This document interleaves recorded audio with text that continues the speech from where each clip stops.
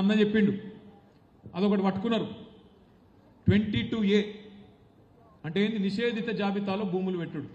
మీ గమ్మత్ ఏందంటే ఇక్కడ కాంగ్రెస్ వాళ్ళ మేనిఫెస్టో నేను మొన్న చూసిన అసెంబ్లీ అప్పుడు మేనిఫెస్టోలో ఏం చెప్పిండ్రు మొత్తం కేసీఆర్ ప్రభుత్వంలో 10 ఏళ్లలో 16 లక్షల ఎకరాలు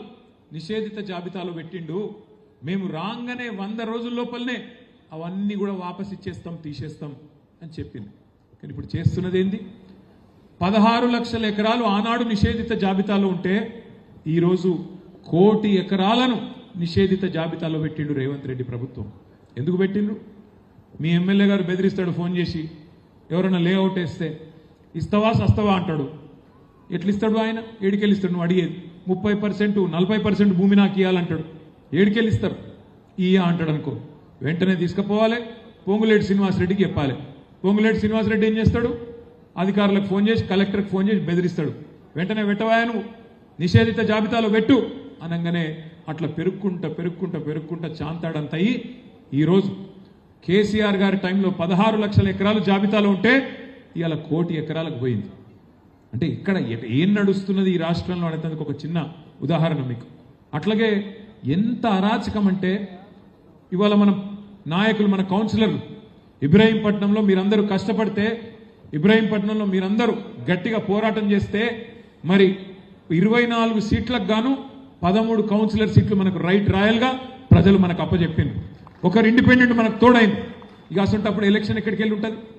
రైట్ రాయల్గా ప్రజాస్వామ్యంలో మెజారిటీ ఎవరికి వస్తే వాళ్ళు గెలవాలి కదా కానీ ఏం చేసిండు ఒక అమ్మాయి 3 సార్లు కౌన్సిలర్ 3వసారి గెలిచింది శ్వేత ఆ శ్వేత గారికి బీసీ సర్టిఫికేట్ లేదని చెప్పి కొత్త కేసు ఇక మన సుదర్శన్ రెడ్డి గారు మన మున్సిపల్ చైర్మన్ ఆయన ఎప్పుడో 20 ఏళ్ల కిందట ఆనాడు కాంగ్రెస్ ప్రభుత్వంలో భూమి కొనుక్కుంటే వాళ్ళ ఊర్లే ఇలా భూమి భూదాన్ భూమి అని చెప్పి ఆయన మీద కేసు అట్లాగే ఒక తమ్ముడు ఇండిపెండెంట్ కౌన్సిలర్ ఆ తమ్ముడు వాళ్ళ మదర్ని తీసుకుపోయి హాస్పిటల్లో పెట్టి ఆమె హాస్పిటల్లో నువ్వు వెంటనే రా అని చెప్పి ఆ తమ్ముడి మీద ఒత్తిడి రాములు గారి అబ్బాయి త్రిలోక్ మరి వారింట్లో అంత కష్టం వచ్చినా చివరికి అంత్యక్రియలకు అటెండ్ అయ్యి మళ్ళీ 24 గంటలు కూడా గడవక ముందే తిరిగి వచ్చి మొండితనంతో జిద్దుతో గెలిచి తీరాలే ప్రజాస్వామ్యం అని చెప్పి మొండిగా పోరాటం చేసి మన 13 మంది కౌన్సిలర్లు ఇవాళ ఇక్కడ గెలిపించింది మన పార్టీని కాదు గెలిపించింది ప్రజాస్వామ్యాన్ని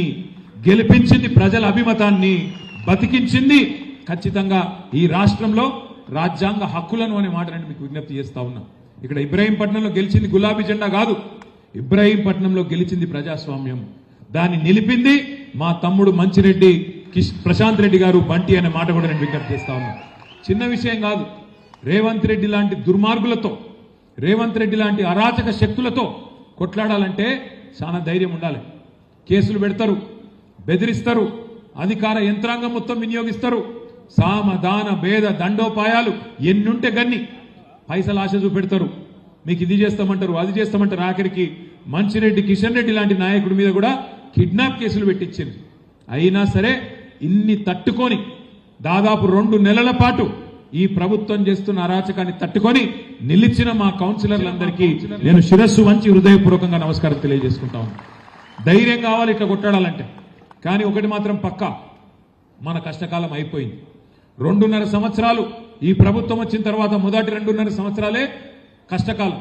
కష్టకాలం అయిపోయింది మీరు తొందరలోనే సుఖపడే టైం తప్పకుండా వస్తుంది ఇప్పుడు ఎవడెవడైతే నకరాలు చేస్తున్నాడో మీ ఏసీపీ డీసీపీ కలెక్టరు ఇంకెవడో ఎవడెవడైతే నకరాలు చేస్తున్నాడో నేను ఇప్పుడే తమ్ముడు బంటికి చెప్తా ఉన్నా మల్లేశన్ అన్నది కరెక్ట్ మనం అధికారంలోకి వచ్చినాక వెంటనే ఈ కసి ఉండదు ఏమవుతుంది అధికారంలోకి రాగానే రంగారెడ్డి జిల్లాలో అరాచకం చేసినోడు నల్గొండకు పోతాడు అధికారి నల్గొండలో అరాచకం చేసినోడు ఇక్కడికి వస్తాడు నేను మీ ఓన్నే సార్ అట్లా సార్ ఇట్లా సార్ అని మళ్ళీ మనోళ్ళ చుట్టే తిరుగుతారు నాకు తెలుసు కానీ మీరు చెప్పింది కరెక్ట్ మన కిషన్ రెడ్డి గారు మల్లేష్ అన్న ఇద్దరు చెప్పింది కరెక్టే ఈ కసి ఆ రోజు ఉండాలి అంటే ఇప్పటి నుంచే మనం ఖచ్చితంగా వాళ్ళు ఎవరు ఎక్కడ ఉన్నారు ఇవన్నీ రాసి పెట్టుకొని ఒక్కరిని కూడా వదలకుండా వారికి జవాబు చెప్పే బాధ్యత నాది అనే మాట నేను విజ్ఞప్తి చేసుకుంటా ఉన్నా కేసీఆర్ సార్ అంటే పెద్ద మనిషి మంచోడు ఆయన పెద్ద మనిషి మంచోడు జీవితం అంతా చూసిండు కానీ నేను ఇట్లాంటి దుర్మార్గ పాలన జీవితంలో చూడలేదు నేను కూడా చూసిన చాలా మందిని చూసినాం ప్రభుత్వాలను చంద్రబాబు నాయుడు గారిని చూసినాం రాజశేఖర రెడ్డి గారిని చూసినాం, రోషయ్య గారిని చూసినాం, కిరణ్ కుమార్ రెడ్డి గారిని కూడా చూసినాం, ఆ తర్వాత మన నాయకుడు కేసీఆర్ గారి పరిపాలన చూసినాం. కానీ ఇట్లాంటి చిల్లర ప్రభుత్వాన్ని ఇంత చిల్లరగా, ఇంత అరాచకంగా పేదవాళ్ళ భూములు గుంజుకొని అసైన్మెంట్ భూముల మీద పడి ఇవాళ అరాచకం చేసే అనుముల రేవంత్ రెడ్డి లాంటి ముఖ్యమంత్రిని మాత్రం ఒక చరిత్రహీనుడుగానే చరిత్ర గుర్తుపెట్టుకుంటది. తెలంగాణ సమాజం చీత్కరించే రోజులు తప్పకుండా వస్తాయనే మాట నేను మీకు విజ్ఞప్తి చేస్తా ఉన్నా. Thanks for watching Focus on TV. Please subscribe, like, comment, and share.